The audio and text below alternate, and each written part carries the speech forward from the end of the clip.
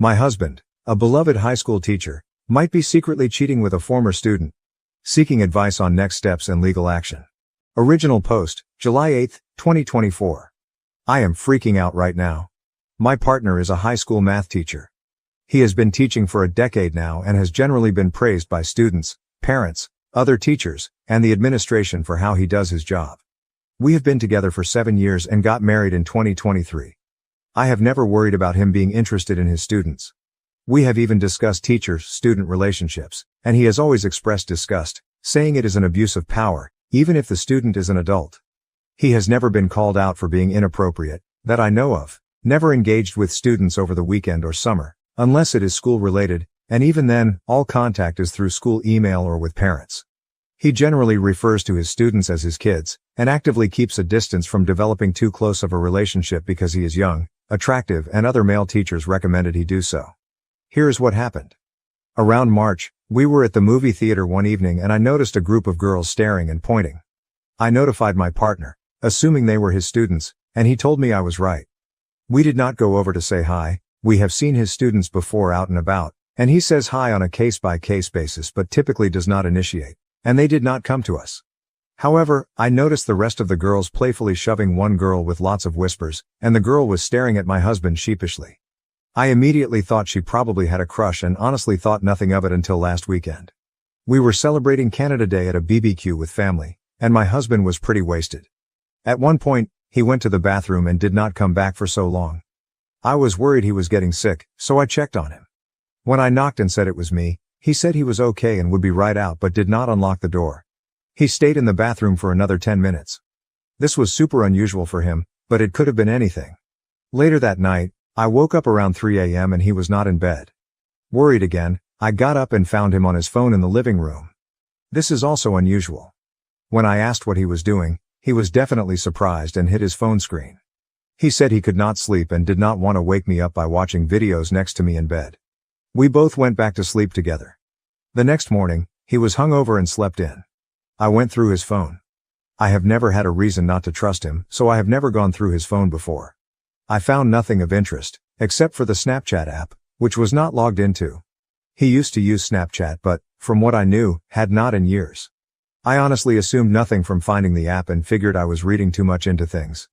Last night, I saw a Snapchat notification pop up on his phone while we were watching TV.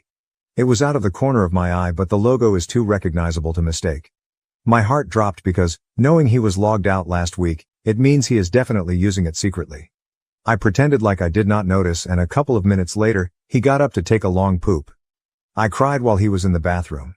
Shortly after, I said I was going to bed early and he stayed up without me. He is on summer break. When I got up for work, he was still passed out.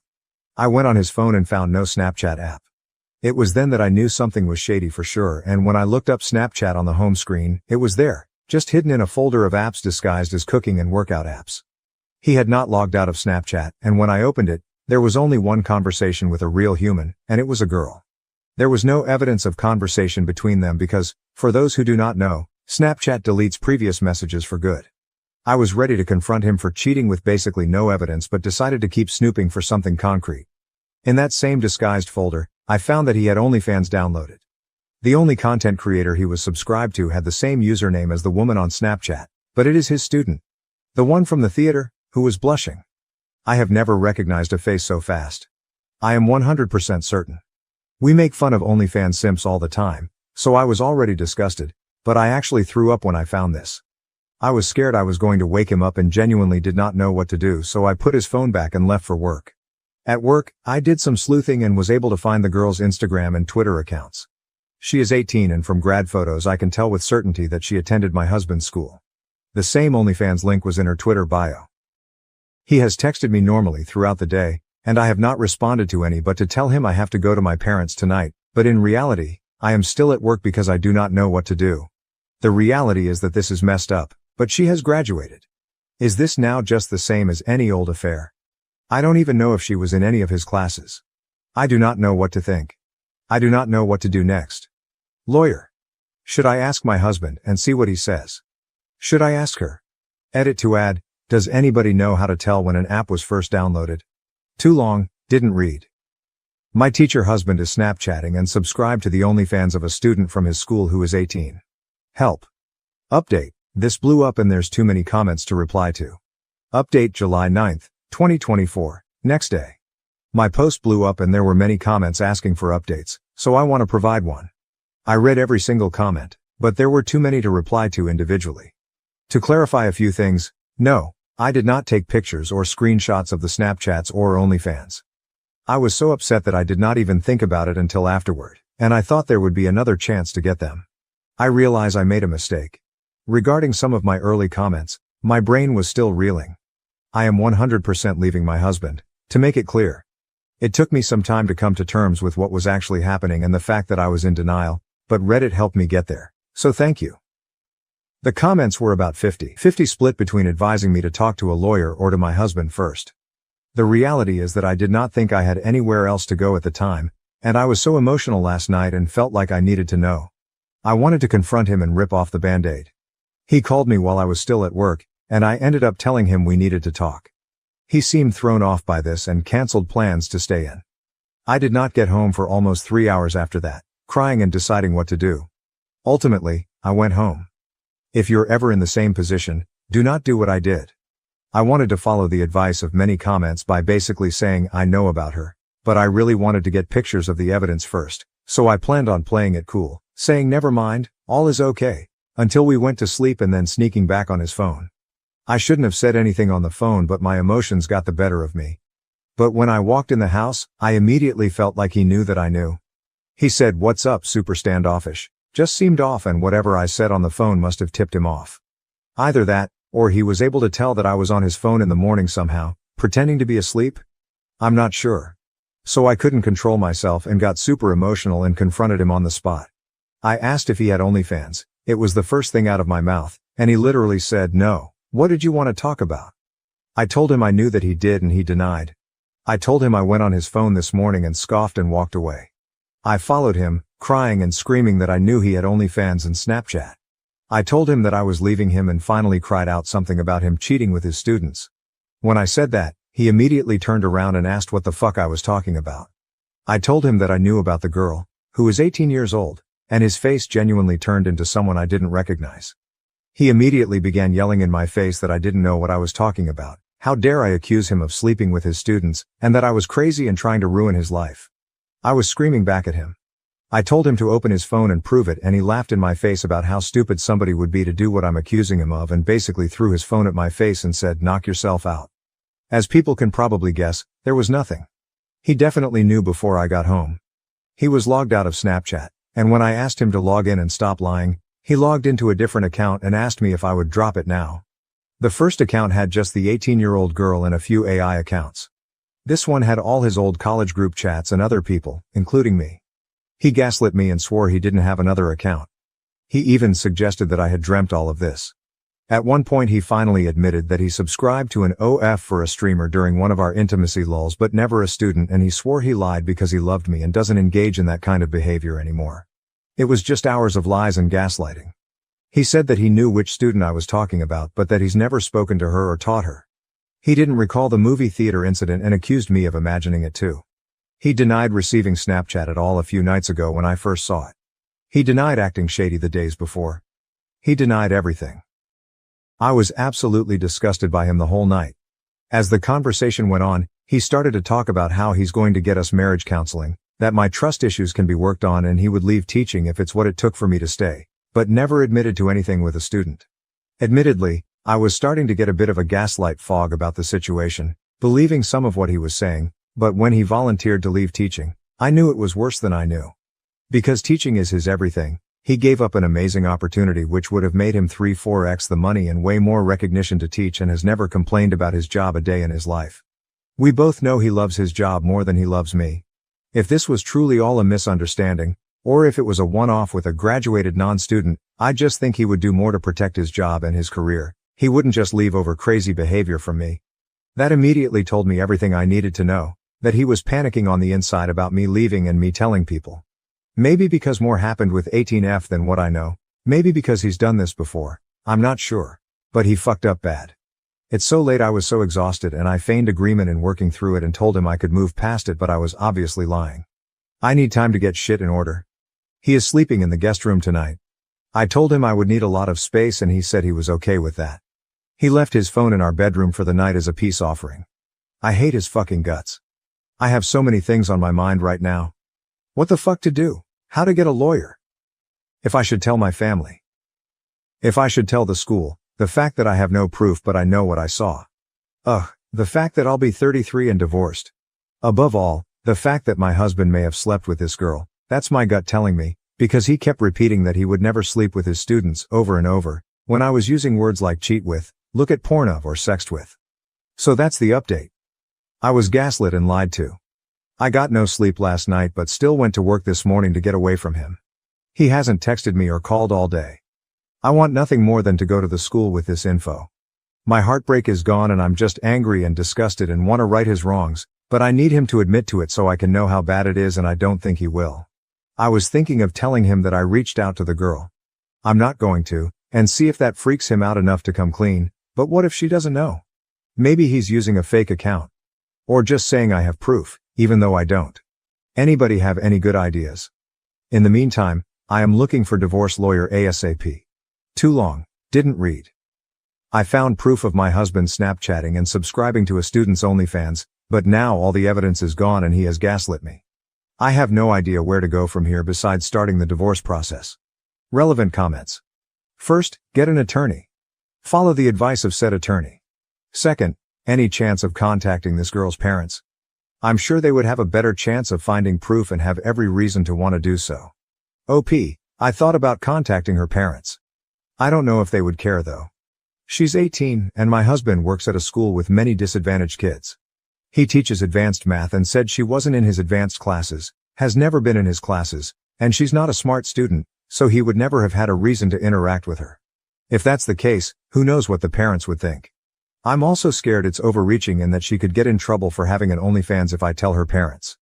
I will ask the lawyer this once I speak to one. Lastly, talk to a lawyer and get a PI involved. You will get your answers, he can't completely hide everything. OP, I am leaning towards the PI. I understand everybody saying to divorce him and I don't need evidence, I am 100% planning to do so. I don't know how long this whole process will be but that will happen. I will probably have to live with him in the meantime, as we both spend the majority of our income on our house. But I do not plan on being intimate with him ever again. The thing is, he is beloved in the community. I genuinely think people would believe him over me. Maybe I'm wrong, but his family would never believe me, I know. Even my own family will be shocked. I want to hurt him like he's hurt me and maybe even hurt other people, so I want proof. I think I'll look into some pleas.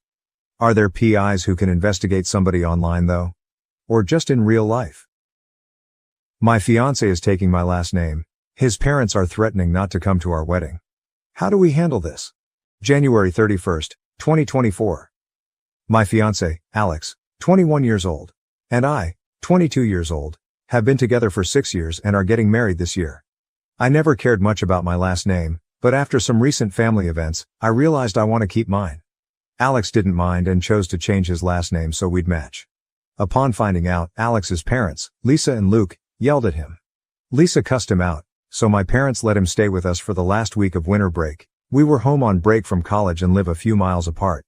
Lisa and Luke say Alex is destroying and disowning his family, publicly humiliating them, and claim I'm stripping him of his manhood. They told us we're unbiblical and that women should submit.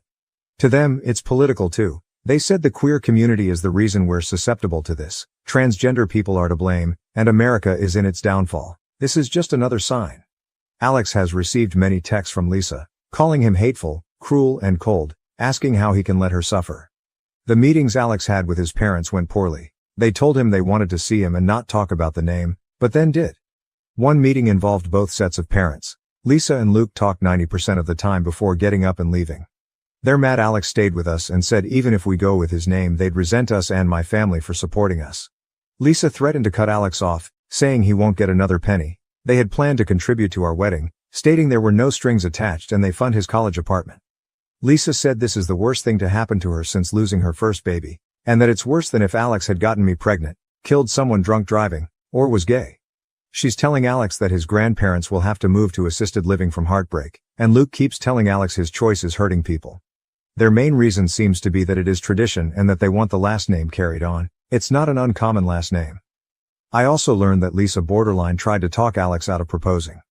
Alex asked me to marry him anyway, and Lisa called my mom in the midst of the engagement excitement to share her disapproval. They said that they get a say until Alex is married, and that's when they'll leave us be. Lisa and Luke keep texting Alex and my parents, but I have never received anything. They openly dislike me now, bad-mouthing me whether I'm there or not.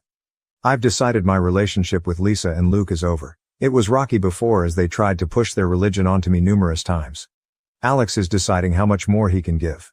He hasn't taken a harsh tone or spoken rudely to his parents, but is tired. Now his parents say if Alex won't move back home, their financial support ends. They say the family won't come to the wedding, and one of his siblings has actually left the wedding party. Obviously, I have decided to stay mostly away from Lisa and Luke now, but they are Alex's family.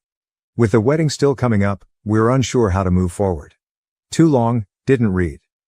My male fiancé is taking my last name. His parents are freaking out because I'm the woman and should take him. The verbal and emotional abuse are out of control, and they're threatening not to attend the wedding. Edit to add, Lisa and Luke's financial support is not necessary, and the wedding will proceed with or without it. Just thought it relevant to point out that the money that was offered no strings attached clearly does have strings. We know we are young and are still getting married after spending 6 years together. Postponing the wedding isn't something we're willing to do. Relevant comments. When asked if in-laws would accept both last names, the original poster, OOP, replied, apparently not, as his parents said it would make no difference. Since they aren't keen on using both names anyway, they decided against it. For instance, one commenter stated, the only people that should be at your wedding are those who want to celebrate your relationship. It sounds like they don't. Another person remarked, it seems he has valid reasons for not wanting to be associated with that last name anymore. Yes, it's unconventional, and people might look at him oddly for it, but they can just mind their own business. If you're happy and he's happy, that's all that matters. Furthermore, someone suggested, stop discussing it until after the wedding. For the rest of your life, stop sharing details about your lives with these people.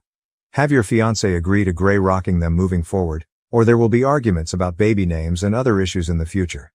The first time anyone knew my baby's name was in our birth announcement. Additionally, another commenter advised, simply say, we will miss you. Any other response will only encourage them to meddle more in the future. Moreover, a user pointed out, your future in-laws are acting like overgrown toddlers. For both your sakes, I hope they go no contact with both of you forever because the loss of their financial support is a small price to pay for freedom from their controlling behavior. However, if they refuse to leave you alone, your fiancé will need to develop strong boundaries. You two should consider premarital counseling before planning much more of the wedding, as it's crucial to ensure you're prepared to handle your future together. OP responded, the price is most certainly worth the freedom. We're looking into premarital counseling, thank you. Update July 7, 2024, 5 months later. Alex and I got married last month, and everything was absolutely beautiful. Since my original post. After more months of emotional and verbal abuse, Alex made the difficult decision that his parents were no longer welcome at our wedding. He explained that he couldn't trust them to respect his boundaries, respect us at all, or respect what the event was about. As expected, they freaked out, asking if he was trapped and needed help. Saying everything had become about me, EOP, and telling him he'd been isolated from everyone he loves. We're not sure what story they told Alex's extended family. Alex reached out to everyone to explain what had been going on, but every response he received was more disgust toward his name choice, refusal of wedding invitations, and saying he needed to apologize, grovel and fix the family. Most of Lisa's family were the ones talking the most about how dishonorable he was being and how he was breaking apart the family. Interesting, seeing none of them share Lisa and Luke's last name. Luke's family does. Luckily, only one invitation was returned with nasty notes inside, but the rest of the digital responses took Lisa and Luke's side, berated Alex for doing this near the anniversary of the death of Lisa's first child, and called him cruel and hateful. For context, Lisa's first child passed away a few days after birth, over 25 years ago. Alex says there has never been any remembrance that he knows of, and they do nothing on the anniversary. He doesn't even know the date of the anniversary. Lisa and Luke explained what happened once when he was young, and never mentioned anything again.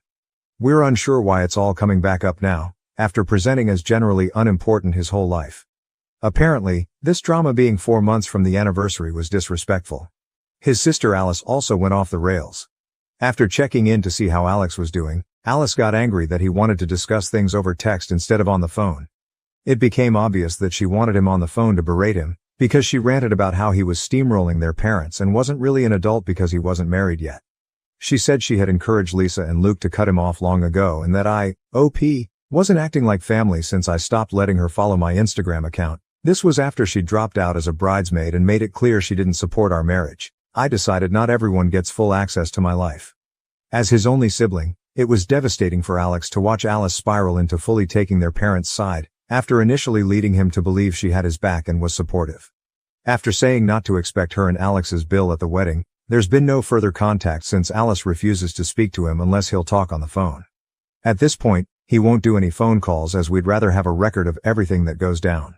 Many people tried to talk to Lisa and Luke, my own parents, mutual friends, etc., to encourage them to choose the relationship and explain that the damage they were causing wasn't worth the loss they'd endure. It seemed to have no effect. Alex was quick to become no longer financially dependent on his parents. We've changed his phone plan, reclaimed all his bills from Lisa and Luke, fully moved him out, and finished college. We're not sure if they attended graduation. They texted Alex the day before to say they'd be there but then turned off their location services. Graduation day was stressful and nerve-wracking, with Alex not knowing if they'd make a scene or corner him. He left as soon as he walked across the stage and made it to his car with no interactions. Since then, as most Redditors suggested, we've been nearly no contact with Lisa and Luke. We spent the first 6 weeks of summer finishing wedding details, and our day last month was gorgeous.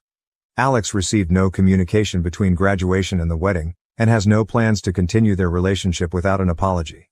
Lisa and Luke did not show up to the wedding or say anything on the day of. The only recent change is Lisa unfollowing and unfriending both of us and my family on all social media. For me, my in-law relationships are basically over, apology or not. Learning they'd never supported our engagement, ignoring my existence, and hating me because of my political and religious beliefs is enough for me not to keep contact. Thank you, Redditors, for your kind help and good wishes. Our day was truly perfect and straight out of a fairy tale, and we're looking forward to the next chapter of our lives, with hopefully less drama. Too long, didn't read? Parents were uninvited to the wedding. Sister flipped a switch. Currently no contact with all. Wedding day was beautiful and not dramatic. Relevant comments. One commenter remarked, "Wow, just wow. How can a whole family implode over something as ridiculous as a last name change?" Had I read the text without seeing it being about that, I'd have thought the young man at least had molested animals or children. Geez. Another observed, "That's because it's not about the last name.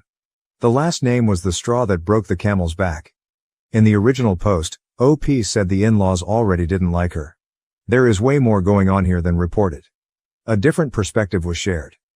It sounds like they had total control over him and objected to losing the right to make his choices. Totally normal in small amounts when a kid reaches this stage of life, but for a certain kind of family, they can't let the baby grow up without severing everything. One user offered a warning, "Please be aware that if you are choosing to have children, they might come at y'all full force again. Be prepared." Another shared a personal anecdote. My friend's sister went through something similar. The couple had entertained the idea of creating a new family name and the groom's mom flipped out. Threatened to remove financial support, they didn't need it, and suddenly the racism came out after 10 years of holding it in. Suddenly the bride's family were those people, aka not white. It was a beautiful ceremony. The mom didn't show up and now she has to live with never seeing her only son. The irony is that the couple on their own decided that they weren't going to change it a few days before the wedding, but by then the groom went no contact due to the blatant disrespect and racism hurled at his wife's family. One congratulated the couple, saying, "Congratulations and I'm happy your wedding, and his graduation, went off without a hitch. I'm proud that he chose to stick to his wants rather than let his family bully him into submission. Stay no contact. Your lives will be more peaceful." Suggest some therapy for him if he's struggling with all this though. There are a lot of emotional issues that come with cutting family out. Best wishes to you both. Adding a practical point, another user said, "I don't understand why anyone, male or female, changes their name in the first place in the modern era. Huge pain in the ass to do so, especially with professional licenses, college records, SS, passports, and so on. But yeah, his family is going overboard, by a lot. I can see why he would change his name. Disassociate from the wackadoodles. Sorry for the family strife, but congratulations on the marriage." Another shared a lighthearted story. My husband and I have joked about hyphenating our last names. 11 letters plus 9 letters, both convoluted Dutch names that are hard to spell. Well, hard for folks here in Canada which are in Amsterdam to pronounce my last name better than I can. LOL. No one has given us a hard time about both of us keeping our names. I think the only people who had any sort of comment on it were my parents, and that was just from a practicality standpoint. They've moved provinces a few times and mom had to bring name change documentation with her every time she changed her ID to reflect her current province. I was warned that it could be a potential headache if I changed my name, but that was it. Someone else shared their personal dilemma. My partner has a name that's a bit funny in our language, derived from the name of a trade, and a pain to write and pronounce in English. Not so bad in our local language, just long, as it's also 11 letters. I work in an English-speaking environment, and trying to explain to people how to pronounce something similar to Hadzhiski doesn't sound very appealing. It's not the real name but has a lot of similar sounds. But if we marry, I would prefer to keep mine, not so much because of the pronunciation. I just don't like how it sounds with my first name. Hyphenating sounds like a pain, and my full name would become 35 characters. However, if I kept my last name and we have kids with his last name, I will have to always carry a document proving the kids are mine. So no ideal solution here. His family likely won't be too happy if I kept mine, but they might just get over it if we finally marry. I think they gave up on any of their kids getting married years ago. We are all happily cohabiting without making it official. Adding another anecdote, a user said, "My dad died, and when my mom remarried, she kept my dad's name. She hated her maiden name and didn't want to take his long, convoluted last name. Her new husband didn't care at all. Nobody really cared. It's her name, she can do what she wants. I changed my name when I got married, it didn't last, and I just went back to my maiden name with no problem at all. My birth certificate goes first name, middle name, married last name, maiden name. So I can use my maiden without bureaucracy. I'm having the same thoughts as my mom. This is my name, and I'm keeping it." A user shared a modern perspective. "I think I'm going to encourage my kids to make up a new last name with their partners rather than pick one even. And doing it all over again, I might have chosen to do so with my wife too, but we share my last name. There are 4 last names associated with your grandparents, 8 with your great-grandparents, and double that for your SO2. And so my last name comes from some traceable line of sons only, okay? I don't think that makes them necessarily any cooler or more special than maternal ancestors, or my grandma's ancestors. Frankly, I'm sure a lot of the men in that particular line of my ancestry sucked anyway. I don't feel like there's a really strong genealogical attachment to any singular family name unless someone becomes famous enough to make it a brand. So I think people should just pick and build their own family name or choose one from the most recent approximately 16 that they feel the most proud of, attached to." Lastly, someone shared their personal experience with familial control. "It's very little to do with the name itself and everything to do with ownership. My husband and I double-barreled our last names to take each other's, so it was totally fair. And his parents still freaked the fuck out. It was nothing about the name or the fairness of the thing and everything to do with the fact it symbolized him growing as an autonomous adult, and they couldn't handle it. Which might be understandable, even if not acceptable if he was a young adult barely out of the house, but he was in his 30s with a career, property, and a PhD. But that didn't matter to them. In their eyes, children remain property and are mere accessories rather than people." Am I the asshole for not allowing my daughter to visit my cousin's house because of her autistic son's behavior? My cousin and I both have 2 children who are the same age. We have 12-year-old boys and 11-year-old girls. Her 12-year-old son, Damien, is autistic and has a lot of issues that we believe are unrelated to autism, but we are no experts on the subject. My 12-year-old son, Christopher, loves hanging out with Damien because he enjoys knowing that he brings some sort of joy to Damien's otherwise rough life. Damien has been kicked out of every school he has attended, so he has no friends. Our daughters are the best of friends as well. They are basically inseparable. Well, about 2 weeks ago my cousin asked if she could take my kids for the week. COVID outbreak at school, so school was called off anyways. I said that was fine after asking the kids if they wanted to go. Everything was perfectly fine for the entire week, I thought. I checked on the kids often. They seemed happy and to be having fun. However, that all changed when I picked my kids up. That's when they told me all the weird shit Damien was doing. Such as my daughter would wake up to Damien stroking her hair or arms while she slept, and when she caught him, he pretended to be asleep. He went into his sister's room at some point during the night against his parents' rules. I guess he also told my daughter several times that he likes her, and when my daughter told my cousin about it, she basically said it's okay to have crushes, but where you're related, you simply can't act on it.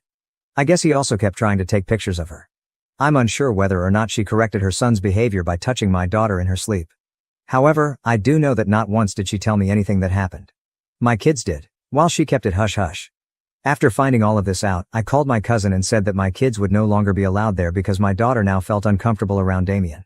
She is pissed because he doesn't mean it. It's not like he went out of his way to be weird. He doesn't understand. It's his autism, but says she ultimately understands. However, she's still making me feel bad about it because her kid has autism and doesn't know why he isn't allowed to see my kids anymore, and I guess he has been having a lot of outbursts since that point. One of them resulting in her needing to call the police because he became violent and started throwing chairs. Weird guy shows up at my parents' house at 1 a.m. using details about my life from 20 years ago. Help me figure this out. Original post, October 5th, 2022. I posted this on the Creepy Encounters sub and someone suggested I post here. This happened 3 nights ago and I am going crazy trying to figure it out. I just moved into a new apartment 1 month ago and I'm still unpacking and settling in. I have been using my parents' address as my mailing address, who live a few towns over, 20 minutes away, all of my life. 3 nights ago my parents called me at 2 a.m., freaked out and told me this story. Apparently, at 1 a.m. someone started banging on their front door and repeatedly ringing their doorbell. My stepdad walked downstairs and opened the door, leaving the front glass door closed and locked. There was a man standing outside, who looked to be in his 30s, with a black hoodie on with the hood pulled up around his face. He did not have any distinguishing facial features, facial hair, or tattoos. The only thing my stepdad said was that he looked to be Hispanic. Neither my stepdad nor my mother, who was watching the whole thing out a window, recognized the man. The man said, "I am so sorry to bother you, but I am looking for my full name." My stepdad played dumb and said, "Who?" The man proceeded to state my full name again and said that my boyfriend was worried because I did not come home that night. He claimed to be a friend of my boyfriend and told my stepdad that they were both out looking for me, worried because I did not show up at home. I do not have a boyfriend. I live by myself with my 3 dogs and have not been in a relationship in the past 5 to 6 months. Here is the weird part. My stepdad asked the guy what boyfriend he was talking about and the man told him the name of the boyfriend I had when I was in 10th grade, nearly 20 years ago. My boyfriend in 10th grade has a very, very unique Italian name. I have never met anyone with a full name even close to his. He said my high school boyfriend's name a few more times to ensure my stepdad heard him and repeated that they were very worried about me, and asked if my stepdad was sure I was not inside. At this point, my stepdad was weirded out and closed and locked the door in his face. The man did not leave. He lingered in front of my parents' house for the next 10 minutes, smoking cigarettes and talking on the phone. Finally, my parents called the cops. About 5 minutes before the cops arrived, the man walked down to the dead end on their block and drove away in a silver car. My stepdad was unable to get the license plate. My parents filed a police report and nothing else happened. After I heard this story, I am going nuts over the weird details. How would someone know who I dated nearly 20 years ago and what would the motive be for making up a story that included that weird detail about my past? I have not had contact with a 10th grade boyfriend in over a decade. Yesterday, I decided to message him on Facebook to see if he has any insight. I told him the whole story. He was just as confused as I am and claimed to have no part in it. I am at a loss. I am also really freaked out that some strange man is going through that much trouble at 1 a.m. to look for me. Any insights or ideas would be greatly appreciated. No, nothing else weird has happened since then. Edit, Update 1. Wow, this really blew up. Thank you so much for all the kind words and precautions that I should take. I want to add something here that a few people commented on, that might shine some light on this mystery. First off, I am not in any legal trouble and have no reason to think someone would be suing me. I guess it is always in the realm of possibility that I am being sued by someone, but I really do not think that is it. Like I previously commented, I had an expired registration ticket that I did not show up to court for, but I believe I got a letter in the mail just asking me to pay a really large fee, so I do not think that is related. I did take a personal loan out. I took it out about a year and a half ago. It was not for anything too crazy and I was really good with making payments on time until about 6 months ago when I had a medical issue. Currently, I am really behind on payments, but to my knowledge I have not defaulted on the loan yet. What do you guys think? Related? I had absolutely no idea that this is a thing or I would have included this detail to begin with. Let me know your thoughts. Edit, Update 2. I have a list of a few things that I'm going to look into tomorrow, based on my own thoughts and based on a ton of valuable feedback I got in here. Thank you. We'll post an update, ASAP. Edit, Update 3. I am so sorry it has taken me so long to update. It is a super busy time at work. Unfortunately, there is not much to report. I called the loan company. They claim to have nothing to do with it. All of my friends and family also noted that the 1 a.m. factor kind of rules that out anyway. Nothing else strange has happened at my parents' house. I went there for the first time last night and kept a close eye out for anything, did not observe anything out of the norm. So this remains a mystery. I will be sure to update if something else happens. July 12, 2024, 1 year and a half later. Alright, 1 year later, I finally have an update to this insane mystery. I will include the original story here first, followed by the update. Recent update. After this happened, my family, a couple of close friends, and I have been discussing this mystery in depth to try and figure it out. We all have our own theories, but ultimately, no definitive answer as to what happened or who this creepy guy was. So we pretty much put it to rest and only joked about it once in a while. Here is the update. My stepsister, my stepdad's daughter, and her fiancé were at a house party right after the holidays, around early January of this year. While they were there, they started talking to a girl that neither of them knew. After some time talking together, the girl started talking about her ex-boyfriend and how they were going through a really tough time together. They had just recently broken up and she felt really bad because he was a wreck over it. Somehow, it came up that this girl's ex-boyfriend was my 10th grade boyfriend, the one with the really unique Italian name. The whole situation was not that big of a coincidence since I went to high school with my stepsister's fiancé, and we have a lot of mutual friends. So it makes sense that they were at a party that would include some people I went to high school with. As soon as my stepsister and her fiancé hear this, they both start freaking out. Without revealing too many details, they tell the girl about the whole mystery and how weird it was. As they are telling the story, the girl's face starts to go white and she looks like she's about to cry. My stepsister and her fiancé try to console her and ask her what is wrong. The wine and beer had been flowing at this point, so I am sure everyone was a little tipsy. The girl starts to tell them that a few nights ago, she was sleeping, and someone started banging on her door at, get this, 1 a.m. Just like what happened to me at my parents' house. The girl jumps out of bed and says she was absolutely terrified by how loud and aggressive someone was banging on her door. She said she literally thought it was going to break in. The girl has a Ring camera, so she looks at her phone. There on the camera is a guy, in a black hoodie, banging on her door.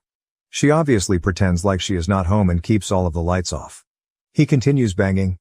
As she is getting ready to dial 911, the guy stops and leaves. She said she was absolutely terrified. For whatever reason, she did not end up calling the cops, but she may have gone to stay with a friend that night or the night after.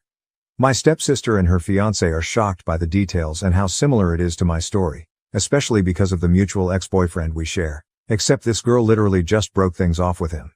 They asked the girl if she has any idea who the guy is, and she said no, but that it definitely is not the actual ex-boyfriend. She said this guy was much taller and heavier than our shared mutual ex. How weird. This mystery is still unsolved, and these new details honestly just make my head spin even more. No one else has shown up at my parents' door since the actual incident a year ago. Hi all, here are some answers to some questions. First, my 10th grade boyfriend was into drugs when I dated him back in his hawk school. I have no idea if he continued to use drugs throughout his life or not, but I can confirm that he is definitely an addict who may or may not be in recovery currently. Second, my 10th grade boyfriend has been to my parents' house multiple times. My parents still live in the same house I grew up in, and my 10th grade boyfriend has been over many times while we dated in high school. I don't know where he currently lives, but he grew up about 10 minutes away from my parents' house. Third, my 10th grade boyfriend and I had a horrific breakup. I met my high school sweetheart while I was dating him and broke up with him in a pretty messed up way. He held a grudge over it all throughout high school and was extremely nasty to me, to the point of bullying. At one point, I had to get a security guard to escort me to classes because he and his friends were bullying me so badly. The bullying was only severe for the rest of 10th grade, but he definitely hated me all through high school. Eventually, he did end up apologizing to me and explained that he was just heartbroken over me breaking up with him, but by that point, I was way past the point of forgiving him. After graduating high school, we ran into each other maybe once or twice while I was home from college, and he was totally cordial and nice with me. We laughed about the high school experiences. Additionally, I can definitely try reaching out to him on Facebook again and bringing up this whole mystery with the added updates from his recent ex-girlfriend to see what his reaction is and gauge whether or not he's being truthful. I can also ask some mutual high school friends who know him about how he currently is and if he's into any shady activities. Moreover, my stepsister only gave me the first name and a description of his recent ex-girlfriend from the party. However, I can go on my 10th grade boyfriend's Facebook and look for her under his friends, then reach out to her on Facebook Messenger to inquire about the ring footage and ask her more questions. I can also see if she ever reached out to the police. I agree that this is probably the best thing to do if I want more answers, but I need to be careful since I still don't know what is going on here. Finally, my 10th grade boyfriend does not have a brother, just one younger sister that I remember from high school. Relevant comments from OP Comment 1. I just posted some answers in the comments about the nature of my breakup with my high school boyfriend and how horrific it was and how he basically harassed me for the rest of the 10th grade. Your last theory, and what a lot of other people are commenting on, is starting to make the most sense to me. It could be that my 10th grade boyfriend has a tendency to get insanely hung up on girls and is sending a close friend or relative to do these 1 a.m. drop-bys. And this would especially make sense if he is still using drugs like he did in high school. This theory being correct would mean he lied to me when I reached out to him on Facebook a year ago, which of course he would. If this is the case, it seems like he moved on to his current ex. I just hope he doesn't swing back around to me. Comment 2. I decided I'm going to try and find out the girl's full name so I can look her up on social media. I may even be able to find her with just the first name that I already know from my steps. I can go onto my 10th grade boyfriend's Facebook and look in his friend list for a girl with the same first name who looks like she could have been his ex-girlfriend. He may even have pictures with her tagged, so it shouldn't be that hard, unless he wiped his social media clean of her after they broke up. When I'm able to find her, I'm going to reach out to her and try and get some answers. I think this is the safest route since I still don't know my 10th grade boyfriend's role in this, and I did already ask him once and he claimed to have no part in it or know anything, which may or may not have been a lie. Based on how scared my stepsis said this girl was, I'm betting she'll be willing to talk to me about it since we share the experience. I will make an update post when I have more info. Thanks everyone. Comment 3. I don't know, I would recommend against reaching out to him. Based on everything you've shared, I would be shocked if this wasn't him putting someone he knows up to this. There are other clues, but we already know he can hold a grudge and will put his friends up to bullying someone on his account. It was one incident around a year ago and nothing since, so it might be best if you just stay off his radar. Whoever is behind it, and I do think that it's him, is unhinged. I doubt he would admit to it anyway. It's your situation and your life, so you know best. Just stay safe. Comment 4. Dude, it's him. He's instigating this. Why? Probably because he's mentally unstable. I would absolutely not have any contact with him going forward. Do not reach back out to him, don't interact on social media, pretend he does not exist.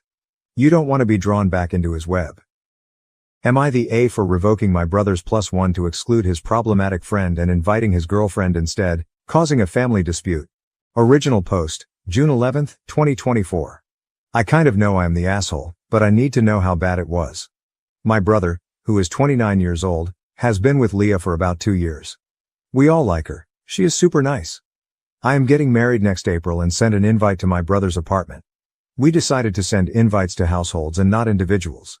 For example, our aunt received an invite for her family and not for each individual. Last Thursday, we met at my parents' place. It was just the core family because of some tax reasons, lol. While there, I asked my brother about Leah's dietary restrictions. I know that she is a vegetarian for health reasons and that she cannot have certain raw vegetables. He said that she wasn't going to come and that he was taking his girl best friend, Amanda, instead. Now their relationship is weird as hell. Amanda has always been stringing my brother along, in my opinion. He always denies having feelings for her, but let's be real here. Amanda would date other guys, blow off my brother, then when things were on the decline with her partners, she would be attached to him again. Her last boyfriend broke up with her right around the time my brother, his then ex-girlfriend, Amanda, and her ex were supposed to travel to Spain.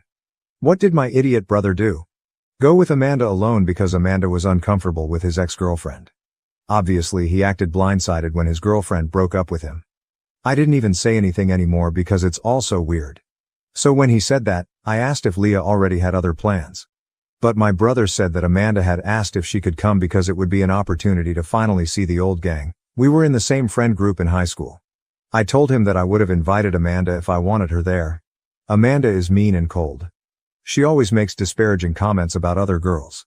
At every event around 1 hour in, she will make some sort of scene that either has her running away crying or sitting mad at a table telling everyone to leave her alone, and then making a cryptic comment about something hurting her.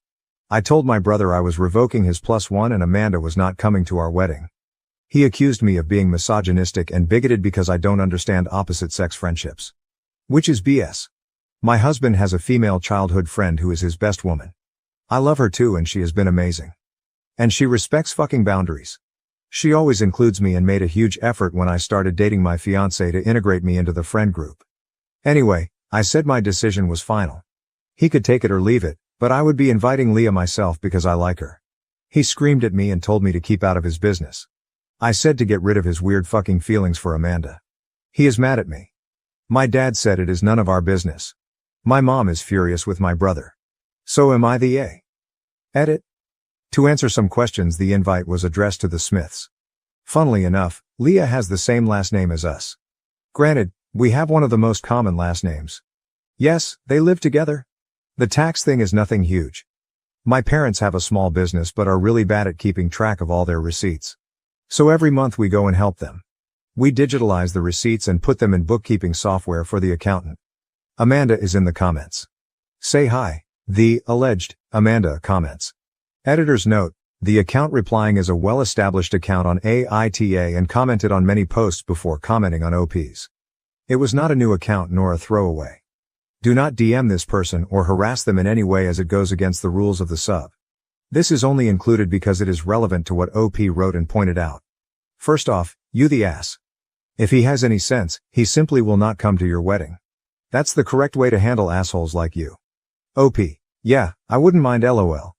Second, well, if you don't mind your brother and dad not coming to your wedding, that's fine. But the way you handled it makes you the asshole. Not inviting your brother would have been fine. Giving him an invite, trying to dominate him and decide his relationships for him, and then uninviting his +1 because you want to decide who his partner is, that's overstepping. OP, my dad is not mad at me, dude LOL. He thinks it's unnecessary drama.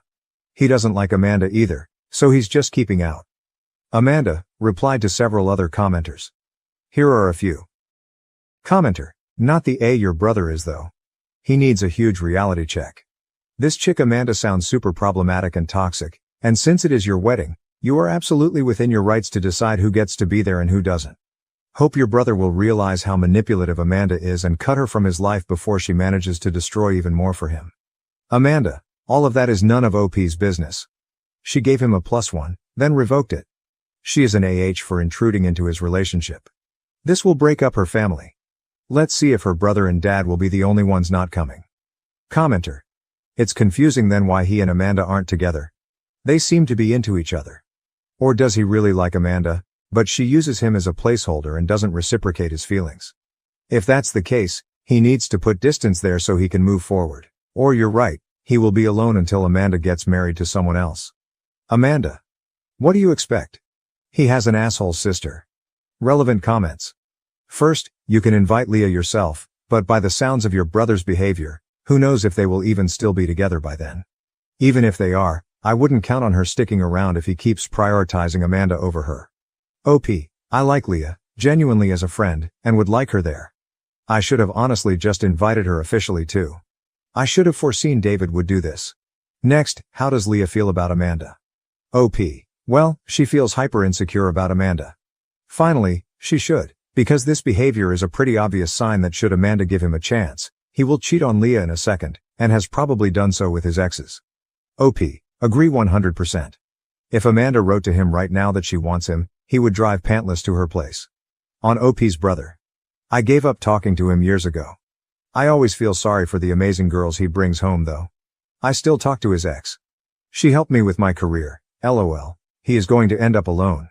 Commenter, but just to be safe, tell Leah she is invited even if she isn't with your brother anymore at the time of the wedding because, let's be real here, she can do a lot better and it's just a matter of time before she realizes that and dumps him. Let Leah have a +1 so she can enjoy herself. That would make her feel truly welcome. Your brother is a major asshole, and I don't blame you at all for not wanting his side piece at your wedding. I also wouldn't blame you if you didn't want him at your wedding. OP, she can do so much better. On paper, my brother is pretty great. Amazing job, financial stability, he volunteers at animal shelters, and cares about his appearance. And when he is not drooling for Amanda, he is generally really nice and loving. But bro, why aren't he and Amanda together? It's so weird, man. IDK, She is jealous when anyone spends time with him. I once told him to ask her to have a one-sided open relationship where she gets to do what she wants, and he waits at home for her because he already does that lol. Commenter, did he even tell Leah she was invited? There might be a possibility that he's lying and the girlfriend didn't even know about the wedding. OP, she did not in fact know. Commenter, how did she learn about it? From you or from him, for damage control. OP, I called Leah in front of him, asking her about it. She had no idea. OP is voted not the A. Update post, June 25, 2024, 2 weeks later. I listen to 2 hot takes every day on my commute, so it was a huge surprise when you responded to my post. Thanks for your insights. Regarding the invitation, I now realize I shouldn't have phrased it as inviting a single person. I thought inviting households would be cute and less pressure for guests. Lesson learned LOL. Here's an update I'd like to share with you. After the confrontation, I didn't hear from Leah or my brother for about 2 days. During that time, Amanda reached out to me upset about my Reddit post. She called me an asshole and insisted that Leah is not the only special woman in my brother's life. She argued neither Leah nor I have the right to be selfish with my brother's time, asserting she existed before Leah or any of his girlfriends and would outlast them all. She ended with a presumptuous statement that she would surely see me at my wedding. I was fuming. I chose not to engage with her other remarks but instead sent her a clear message. Hello Amanda, you are not invited to my wedding. If you want to see the old gang, please organize a coffee date when they're all in town. Should you appear at the wedding, you will be escorted out, peacefully by staff or with police involvement. Please refrain from contacting me or my husband. Amanda responded with more emails, mostly vague threats and name-calling, and turned to Instagram to indirectly target me. She tagged me in posts, making my username small so people wouldn't notice me tagged but would see it in my notifications. She also used an Ask Me Anything sticker on her Instagram story, where I'm pretty sure she asked herself leading questions. Highlights included questions like, what's the perfect outfit for a wedding? With a photo of herself in a dress captioned, this, but sadly I'll never get to use it, and what is your pet peeve? Followed by a rant about nosy people who think they have the right to control others. She flooded her story with sad quotes about no longer having a girl's girl. She tagged me in every single one. Of course, I screenshotted them all, LOL. Some friends reached out when Amanda started spreading a different story, claiming I originally invited her but later disinvited her because Leah hates her and pressured my brother to do the same. The cool part? Not one person believed her. Many of our old high school friends have cut ties with Amanda, and the few guys who still talk to her are more linked to my brother. They reached out to let me know Amanda was spreading rumors. The girls in the group blocked her after she vented to them, which led Amanda to start bombarding their phones. My brother panicked, thinking I'd started a campaign against her. Speaking of my brother, he called and texted me multiple times, furious that I excluded Amanda and even blamed me for any harm she might come to. He went as far as calling our mother, saying Amanda was depressed and threatening never to forgive me if something happened to her. My mom advised him to call for a welfare check if he was genuinely concerned because he, as an individual with no training, wouldn't be equipped to handle such situations. The biggest development is that my brother got kicked out of his shared apartment. Leah called me to say their relationship might not continue and that she might not feel comfortable coming to the wedding. I understood her decision and offered an open ear. We met for coffee and she recounted their ugly fight. Without going into all the details, Leah didn't hold back. She made my brother read every single text out loud between him and Amanda and sent a copy to one of her male friends, who replied, Leah, what the F? This is not okay. She used this as evidence that their interactions were, at best, inappropriate and, realistically, an emotional affair. When my brother begged her to stay, she asked him why, knowing he would always choose Amanda. He swore he wouldn't, but his immediate response to a hysterical call from Amanda about me bullying her proved otherwise. Leah left while he comforted Amanda in another room. Later, she texted him that he needed to move out while she was away. It's her apartment, and she didn't want to see him until certain conditions were met, cutting Amanda out completely and seeking therapy to address his unhealthy patterns. The fight spanned 2 intense days. Leah found solace in your podcast and the comments here. She described it as surreal but helpful. She sends her greetings and wants people in similar situations to know a few things. Don't fear being alone because being with someone who's not good for you will make you feel lonelier than being single. Never enter a relationship with a I can fix him mentality as it usually ends in heartbreak. Prioritize yourself, and while trying to work things out is noble, don't depend on it as the solution. That's pretty much it. It sounds convoluted, like a soap opera, but my day-to-day life has surprisingly been calm. I think my brother really needs to mature and either commit to Amanda or realize he's being strung along. And to Amanda, please grow up and leave me alone. Relevant comment. Commenter, well, is your dad still coming to your wedding? I'm so glad Leah dumped your brother. OP, yes, of course. Also they are on a break. Please insert Ross Geller meme here. Commenter, hey OP, your comment about your brother and Amanda taking a trip to Spain and uninviting his girlfriend because Amanda was uncomfortable with the girlfriend. I just read a post about exactly that situation. Was that your brother? I would post the link here, but it won't let me. OP, no, it's not him.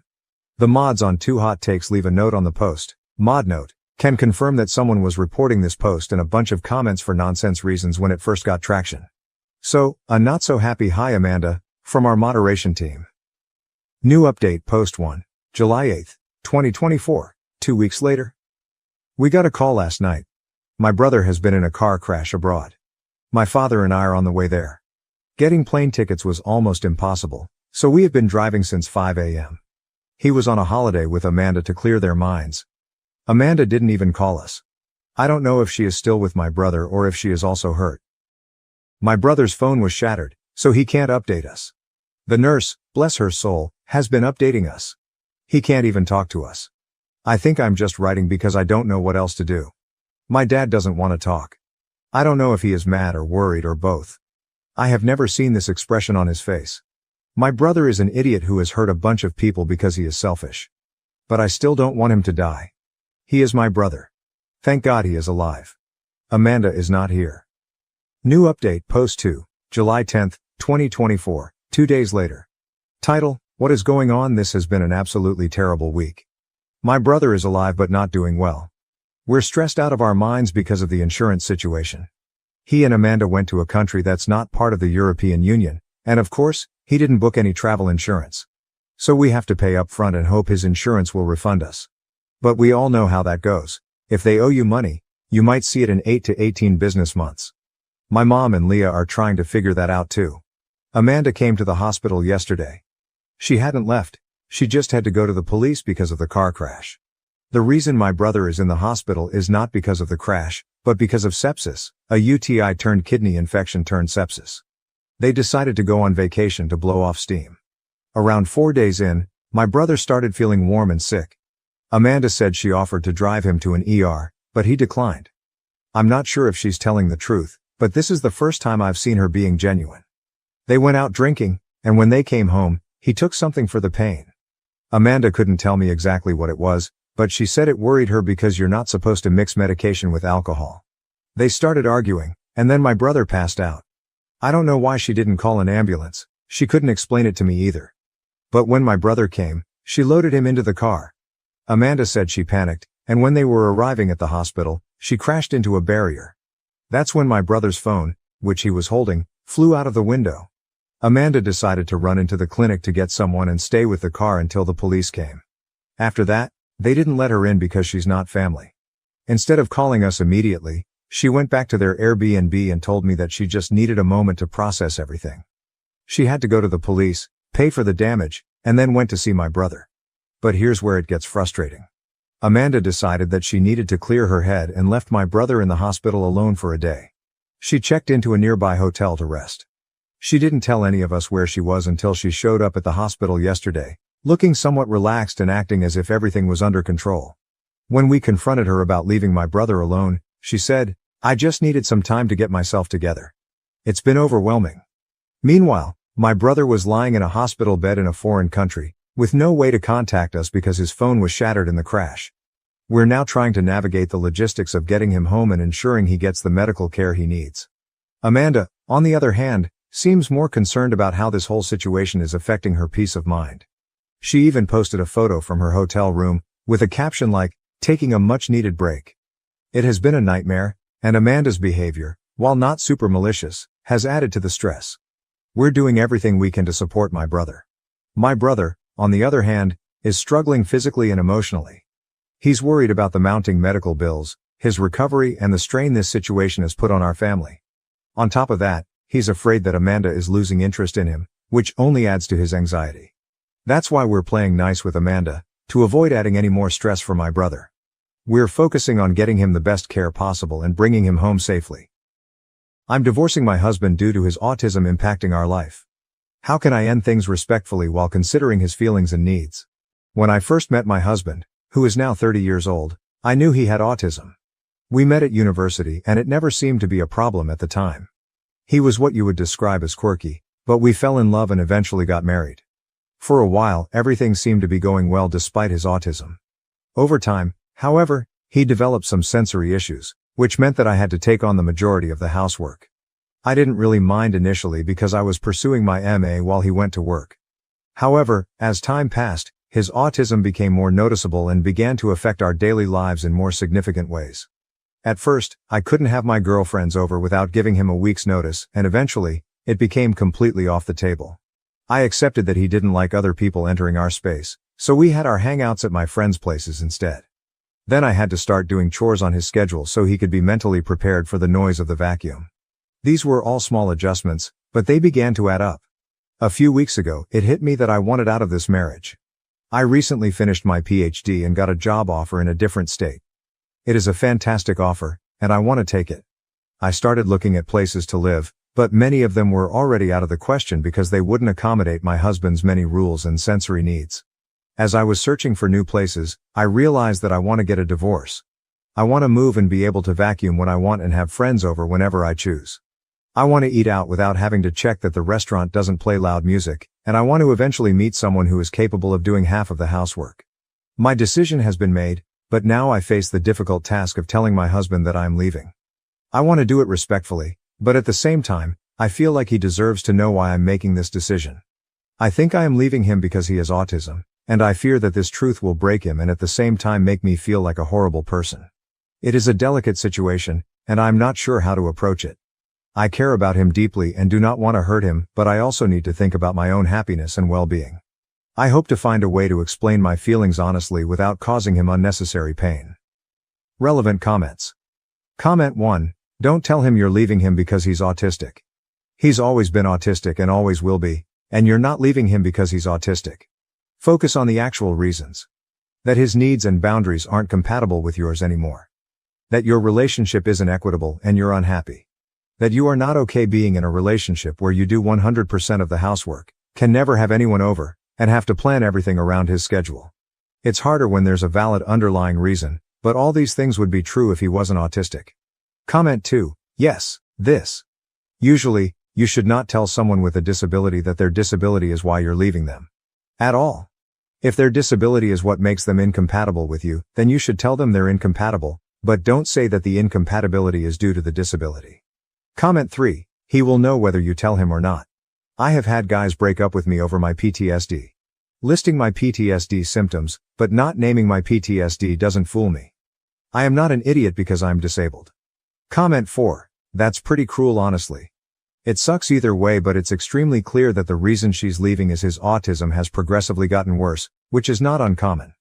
The problems he has are things you can work on, but she's clearly not interested in doing that because it can take years before even slight progress is made. She should tell him because it's the truth. Comment 5. I disagree, and we're taking all the blame away from the husband here because of his disability. I don't care about his supersensibility or whatever, he could just leave the house or find a way. It's the adult thing to do, to try to make up for the things you lack instead of just dumping your problems onto your partner. But he's just letting the wife progressively have more and more work. Relationships are based on boundaries and agreements. Each party gives something in it. That is determined at the start of the relationship, and while some can change, both parties have to agree with it. The husband changed because of his disability, but instead of finding a new way to make things work, the wife just had to progressively take on more and more work. I get it.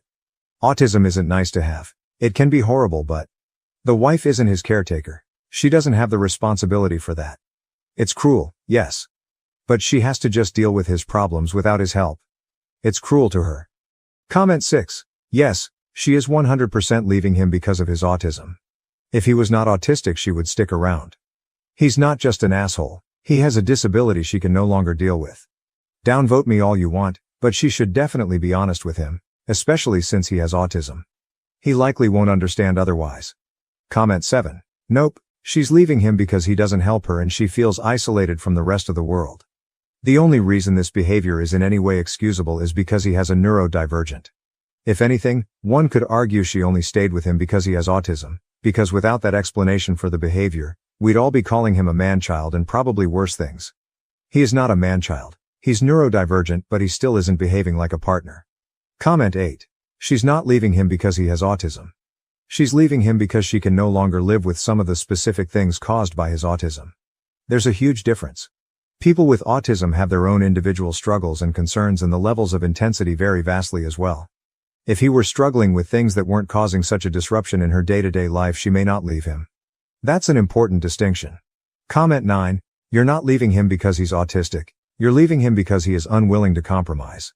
Take it from a married autistic man, marriage is still just as much a give and take as it is for neurotypicals. That being said, he may not realize the impact he is having on you. If he isn't, then it may be a good idea to, either through a series of conversations or therapy, express what you're feeling in a direct manner with specific examples, assuming you haven't done this already. Comment 10. You could tell him that you wanted a partner that equally helps with the house, but it's slowly become your sole responsibility. Marriages are about compromises, but it seems that you've been the one who has to do all the compromises to keep him happy, which has led to your resentment of him. Instead of him managing and taking responsibility for his new sensory issues, he's dealt with it by avoiding it. You're not divorcing him because of his autism, but because of always putting his needs first. You've come to realize that the two of you aren't compatible anymore and can't both have your needs met while keeping the other happy. Highlight comment. Can I also say that these are manageable things? I have ASD and extremely painful sensory processing, like your husband. But I still find ways of managing my house and life. For example, I don't like the vacuum, but I'll use a broom or set my little robot vacuum to do things when I'm not around. The same goes for the washing machine and dryer. I just set them for a time when I'm not around. I also have ear defenders, like concert plugs and noise-canceling headphones, that help me get through chaotic environments. I'll tend to pack away and do the dishes myself because I know I won't clang them, which would normally set off a migraine. I use gloves for nasty textures and have a predictable routine that helps with flexibility around unpredictable things. Also, when having your girlfriends over, does he not have a quiet space in his own home where he can go off and recharge? That's really necessary in general for sensory management. It would feel like chronic torture otherwise. It's not the ASD that's the reason. It's his approach to managing it and the way he's shifting the responsibility onto you. Has he ever gone to therapy or seen an occupational therapist for help on how to navigate adult life? Medication and therapy for both the physical and emotional pain changed my life. Maybe they can help him too? It is kind of disappointing that your reasoning behind this is because he has autism. And you don't want to make an effort to understand your partner's lifelong struggles or try to approach a workable solution. These are things that can be changed, somewhat easily too compared to other issues, and help him for the better. There are so many workable solutions that it is kind of frustrating. What I'd be more upset about is that he isn't trying to contribute to the maintenance of the house and relationship, which is not an autism thing. It's just male entitlement. Just don't blame him for something he can't change.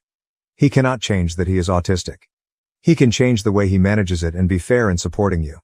Be very, very clear with that distinction when you talk to him. Update. It's been 3 days since I posted about wanting to leave my husband because his autism has made it impossible for me to live a normal life.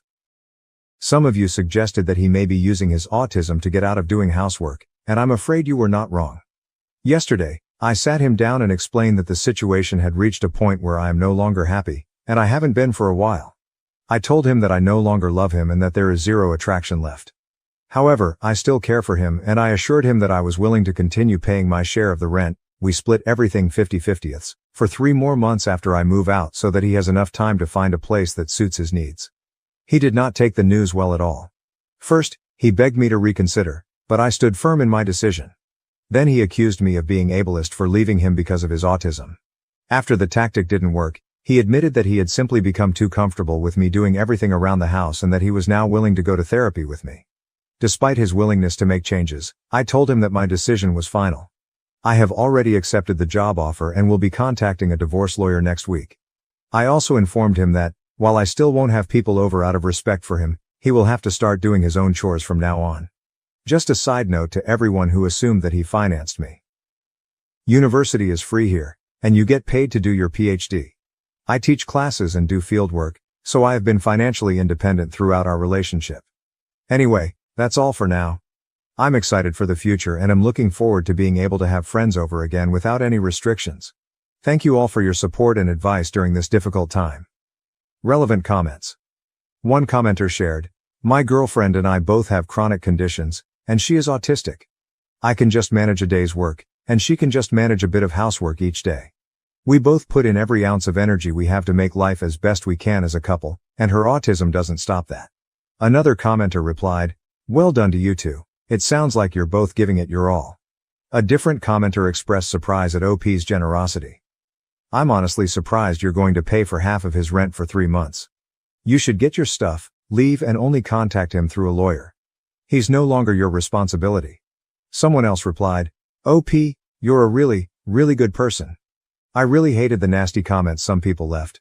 Everyone was on their high horses, but I'm sure no one would put up with the nonsense you did. You get one shot to be happy in life, and you would have been miserable if you didn't make this change. Could you imagine if you wanted kids? You'd either have them with this guy or be forced to forego it to care for your spouse forever. Never let anyone think you did anything other than the exact right thing here. You're going above and beyond for him. Good luck, you deserve happiness." Another commenter encouraged OP, "Good on you for leaving and standing firm in your decision. You deserve to be happy and nothing less. You deserve to be valued and appreciated. I think your husband will see his fault in all of this, hiding behind his autism, and will be forced to stop doing it because you won't be around to take care of him. He's not your problem anymore." Finally, one commenter shared their personal experience. "I was diagnosed with Asperger's as a teenager. These days my condition is called high-functioning autism, and I do the most housework in my family during the week. He is not physically disabled. He's just using autism as an excuse, which is a shame. Good for you for realizing and getting out. I hope you can soon find someone who values you and isn't just taking advantage.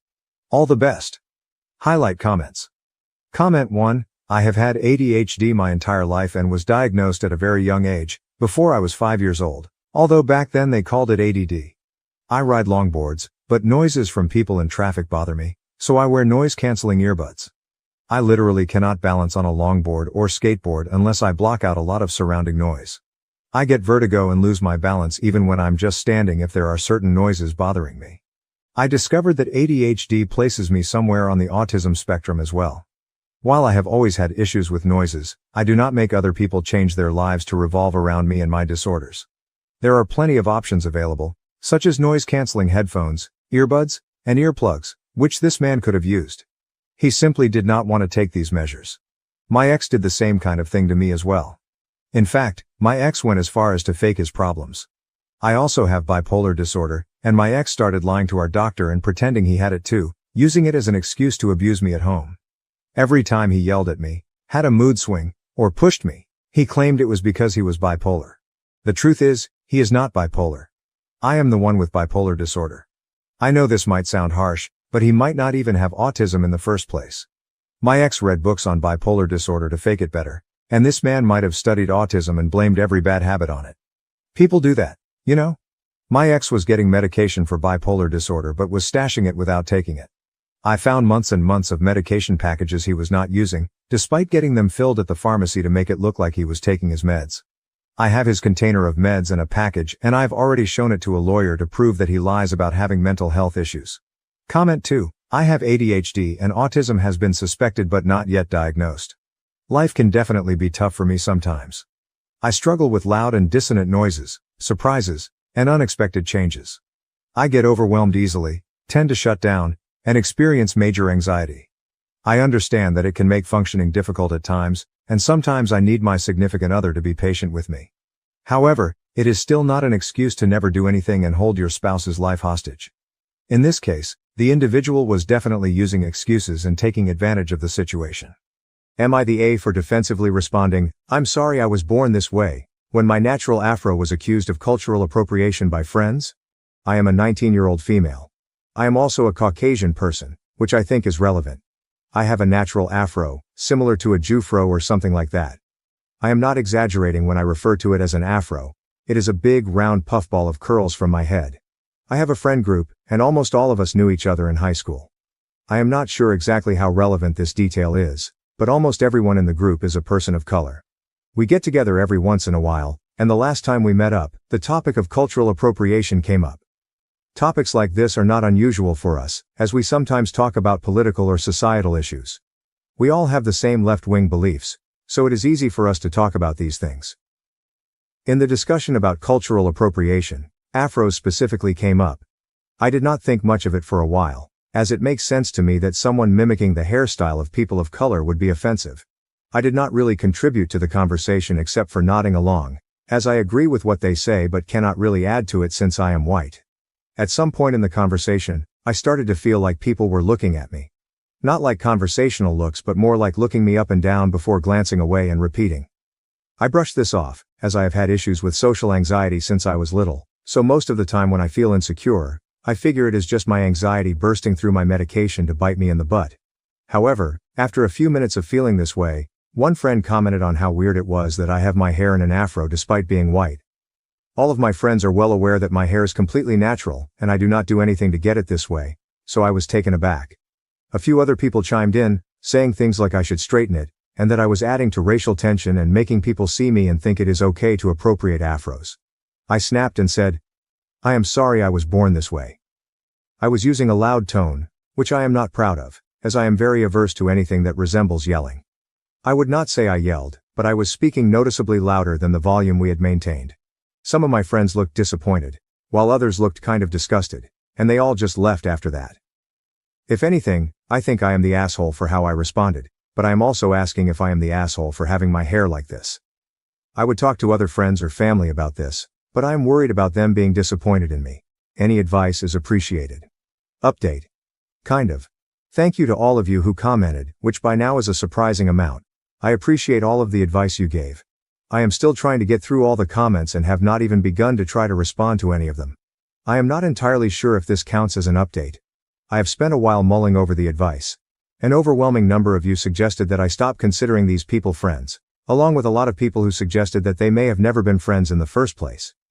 Reading responses has given me a new perspective on this, as I came here expecting to be the asshole but wanting more of a view of why and to what extent.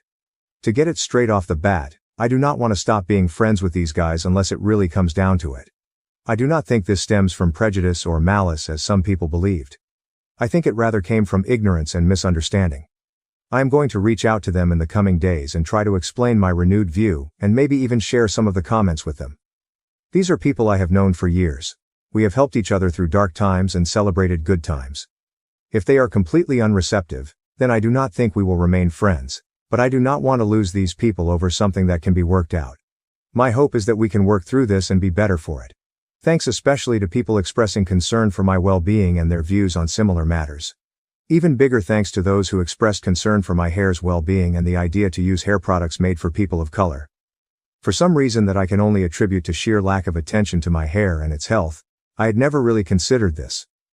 When I think about it, I am coming out of this with friendship tips, worldview tips, and hair tips. I suppose more than anything right now, I am just tired. I feel like I need to just curl up in my bed for 3 days, but this is a bump in the road that I wish to overcome. I highly doubt I will update this. I decided not to post this on my main account so it would not be associated with browsing on this site for obvious reasons. I will try to get back to at least some comments. I guess more than anything, this update is just to say thanks for caring enough to give me advice, whether it was a single word or 3 paragraphs. Some comments that were donated and had many votes. Firstly, one commenter shared their experience. I'm black and went to a majority white all-girls school in the US. There was a white girl who had extremely thick and tightly wound hair. She hated it because she didn't know what to do with it. On a good day she wore it in a ponytail, but it was never combed through, and no one in her family knew what to do with her hair. I didn't really know her, but could see how thick her hair was. Years later I ran into her getting her hair done at a black salon. She said she had been coming here since college. Only the ignorant will accuse you of trying to be someone you are not. But FYI, go to a black hair salon. They will hook you up. In response, another person shared their positive experience with black hairstylists. OMG this. 100 score for the second I started working with a black hairstylist, my hair game changed completely. I had the most uneven haircut in my entire life, and she was like, yeah, because they wet your hair completely, and then comb it straight, then cut it. Also she changed my hair routine, wash schedule, products used, and how to refresh it. I used to think I could only have nice hair on wash days. Now I have nice hair 75% of the time. Additionally, another commenter mentioned their surprise at learning about haircuts. Oh my god, you just blew my mind. I'm a white male but I wear my hair long and it's naturally very curly. Oh, I had been wondering why my haircuts always left me disappointed. I didn't even realize that the stylist wetting my hair before, combing it straight, and cutting it was adding to the problem. I've been avoiding getting haircuts for a while now because they always turn out like crap. I'm definitely going to see if I can find a black stylist in my area to do my next haircut. Moreover, someone else shared their experience with curly hair. Same. It is absolutely wild how many white people have absolutely no clue how to style curly hair. I say this as a white person with curly wavy hair. Afro-type C curls are rare unless you're Jewish, but wavy curly hair in general is pretty common. Yet it's so insanely rare to meet anyone who knows curly hair. I used to think my hair was just always fluffy and bushy like Hermione, and I just had to straighten it. Nope. I just have wavy curly hair, and no one in my family had any clue how to teach me to style it properly, despite a quarter of them also having curly or wavy hair. Furthermore, another commenter offered practical advice. My friend and her guy came over to visit. He was growing his hair out. It was a frizzy mess. I said, I have an oil-free moisturizer that will make your hair look wet when it's dry. He looked at her for approval and she said, of course. I put it on his hair and told him to only wash it once a week. His hair looked spectacular with just a small amount. The product was Carefree Curl Gold. Must be put on dry hair for the best results. When I bought some at Sally's, the woman behind me checking out said that was the same product her hairstylist sold her for $20. It was $5. Anyone with thick curly hair needs to check out Ethnic Hair Care products. You will be pleasantly surprised. In addition, another commenter shared their concern about haircuts. This is actually so important because I need a haircut and I didn't know that they could potentially damage my newly grown curls. I got a buzz cut like 3 years ago to help with my trichotillomania, and it's since grown in with perfect curling iron type curls. It's actually kinda insane how my hair curls as if styled just by air drying after a shower. I think I'd be devastated if I went to get the back so trimmed, then left with half my curls literally done. I'd lose my mind. My hair is so important to me now. Next, someone firmly stated their opinion. Not the A. No one needs to change their natural self to please others. Another person found the situation bizarre. Yeah, this is bizarre. I can't imagine people genuinely telling someone that they need to straighten their hair to get rid of their natural hair texture to avoid cultural appropriation. It makes no sense and sounds like what people think liberals argue about, LMAO. Furthermore, another commenter explained, nah. I've known people like this. Some people are just dumb. It's an affectation of being of the age where you think you know everything because you haven't grown up enough to learn you don't know much, because the world is shades of gray. This isn't bashing any generation. It's a product of age and affects all generations. I roll my eyes at some of the things I adamantly crusaded about in my late teens and early 20s. In our first steps out alone in the world of new adulthood, we boil everything down to simple black and white to find our place in it. As we do, we start to see the layers and shades of gray. And believe me, when I was that age, nothing infuriated me more than someone older explaining this very thing. So I get that too. Someone else pointed out, having tightly coiled hair is not exclusive to black people. It's absolutely not cultural appropriation to wear your natural hair texture. Advocating that someone straightens their hair to reduce racial tension is exactly what the natural hair movement was advocating against. You are not the A. Another person found the friend's logic confusing. Wondering how they were discussing how people should not do something to their hair to avoid cultural appropriation but wanted her to do something to her hair so it does not look natural. OP is not the A. But can someone please make her friend's opinions make sense to me and possibly them? Moreover, another commenter clarified. The correct definition of cultural appropriation is when someone pretends to have created something that was created by people of another culture. The way it is used by most people is as a cudgel to take things from people over the color of their skin. In other words, cultural appropriation is being misappropriated by racists. Additionally, someone shared a strong opinion on the issue. Honestly, this is one of a few things I have strong feelings about. I feel that if cultural appropriation is used in this gatekeeping cudgel method, it will create more divisiveness in the long term, with people just not knowing as much about cultures in general.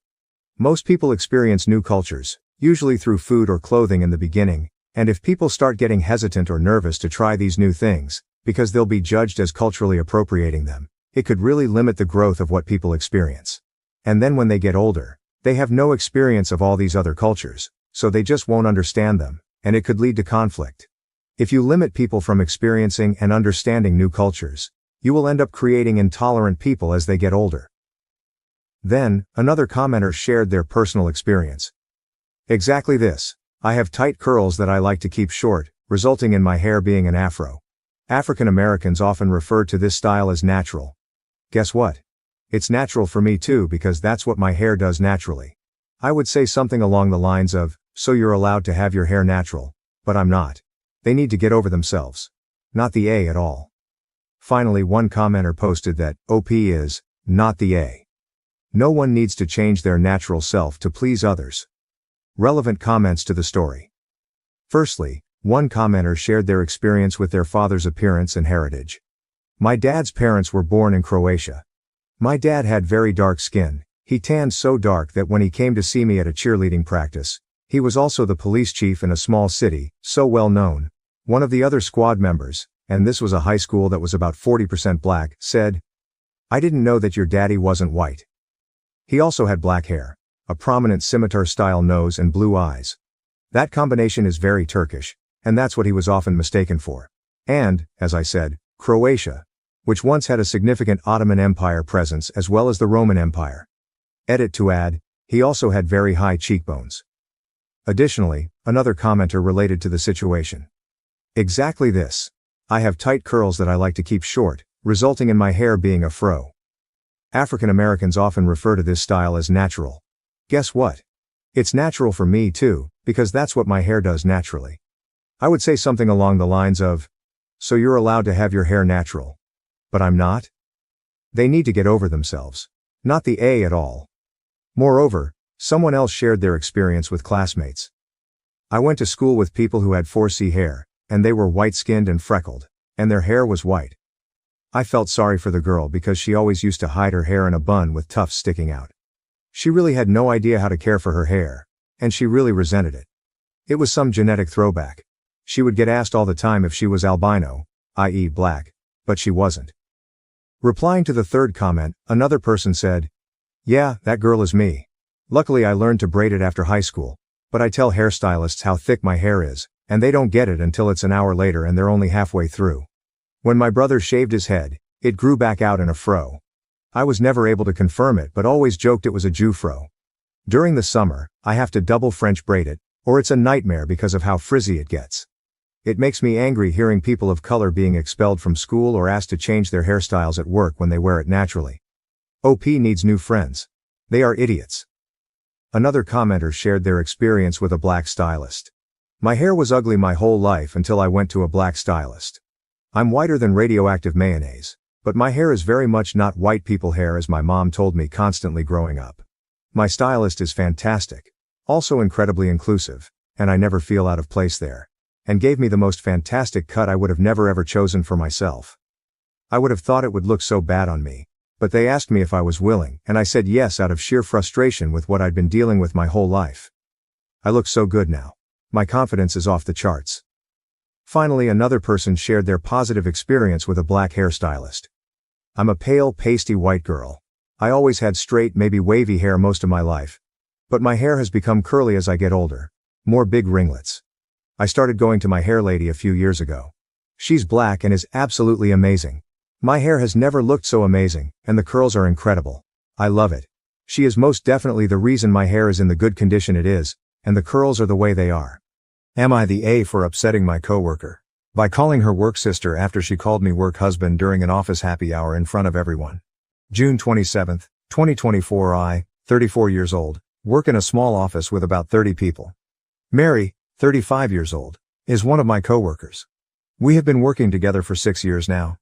Our department has 6 people, and we frequently travel across the state for government projects. We always travel in pairs, and although my travel partner changes based on the project, Mary and I are generally assigned to similar projects and enjoy each other's company. My wife also likes Mary. Overall, we have a very healthy work relationship. On to the incident. Yesterday, we had a happy hour at our office, and we were all drinking after work hours and chatting. A group of around 10 people stayed back. Mary was talking about how much we have traveled together in the last year. She was roasting me for my travel habits, like always forgetting stuff in my hotel room and being sweaty and stinky at breakfast because I go to the hotel gym. Everyone was laughing, and she made it sound like I was unbearable to travel with, all in good fun. I also shared some funny and sweet stories about her and agreed that I can be difficult to travel with sometimes. Mary came to me, hugged me tightly, and told me that she loves me and that I am her work husband. Although it was innocent on the surface, she might have been a bit drunk and didn't let go of her tight hug. I also hate that phrase because I have a wife whom I promise to be with forever, not just during non-working hours. After a few seconds, I started feeling uncomfortable and noticed a few people staring at us. To defuse the situation, I gently took her hands off my shoulders and told her she was my work sister and that's why I love to annoy her so much. This upset Mary, and she left, went back to her desk and sobbed silently. I tried to apologize, but she expressed how embarrassing the whole situation was. She said she meant work husband in a platonic way, but calling her work sister made her sound like a creep in front of the office. She was also angry that I removed her hands from my shoulders while hugging.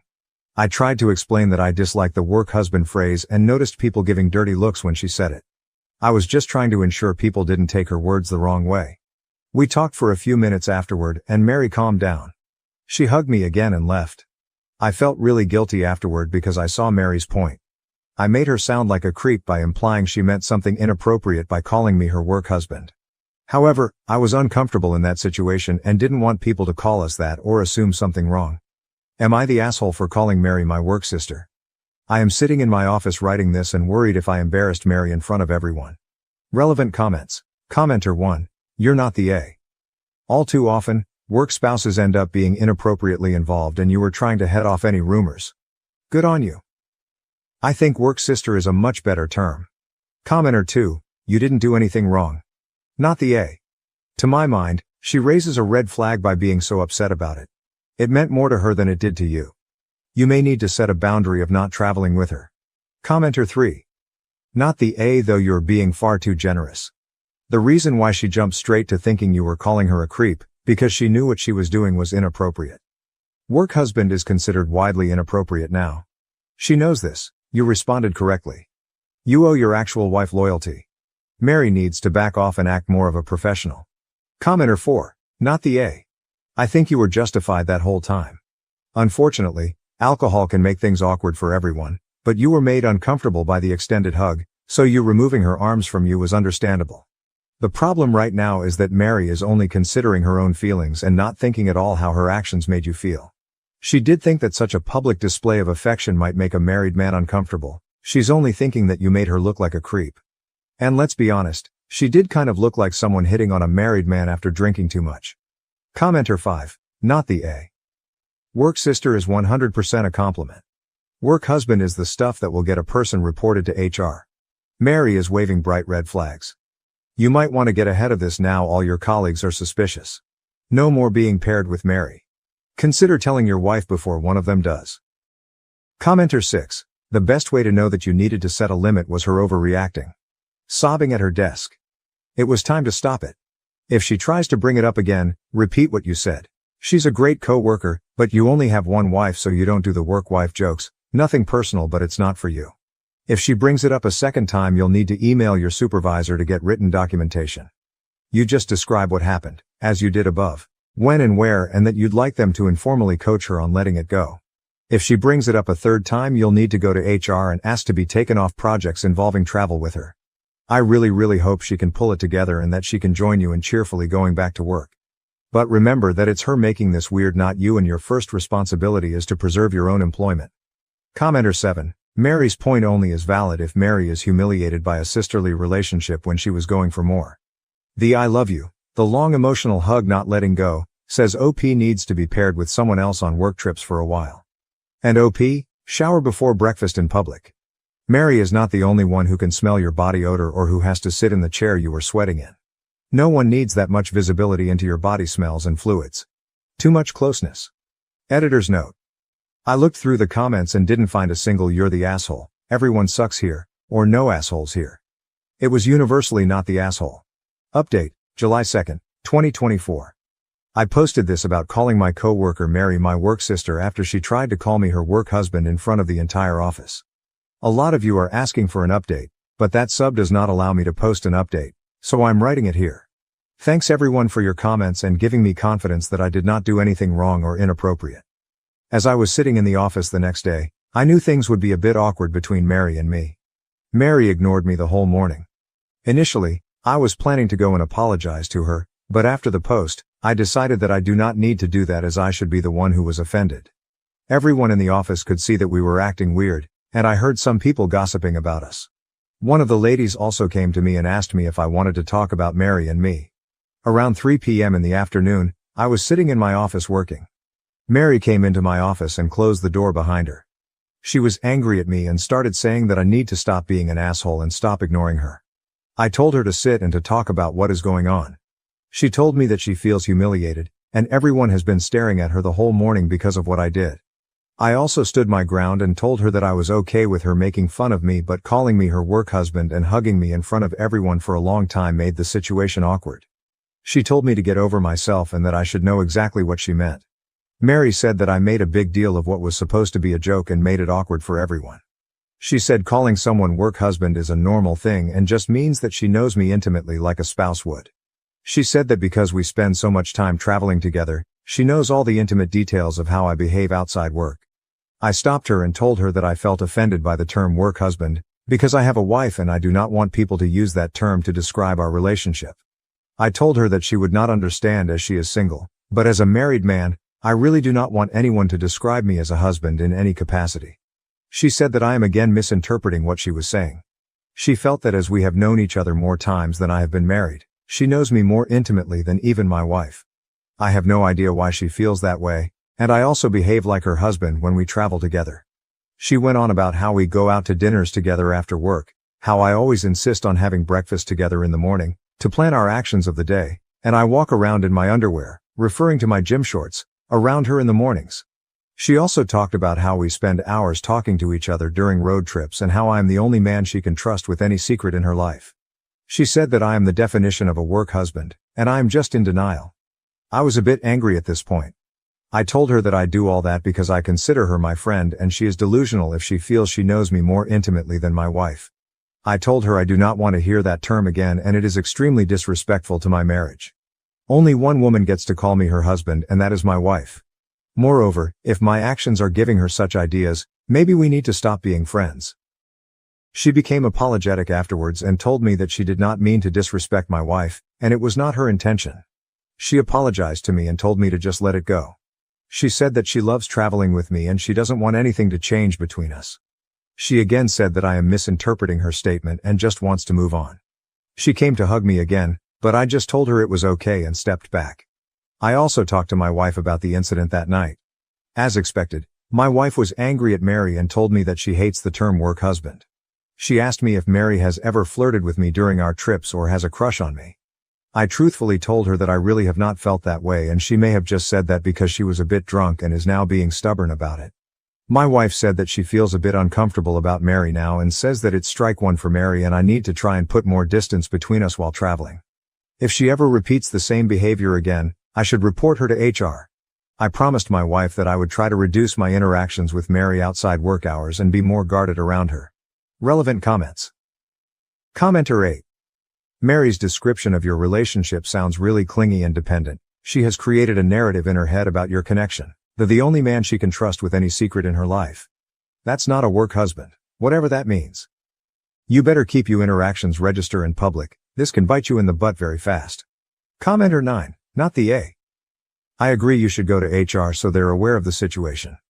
I would also suggest no more business trips with her if possible. The fact that she claims to know you more intimately than your wife is not only delusional and disrespectful, it's concerning.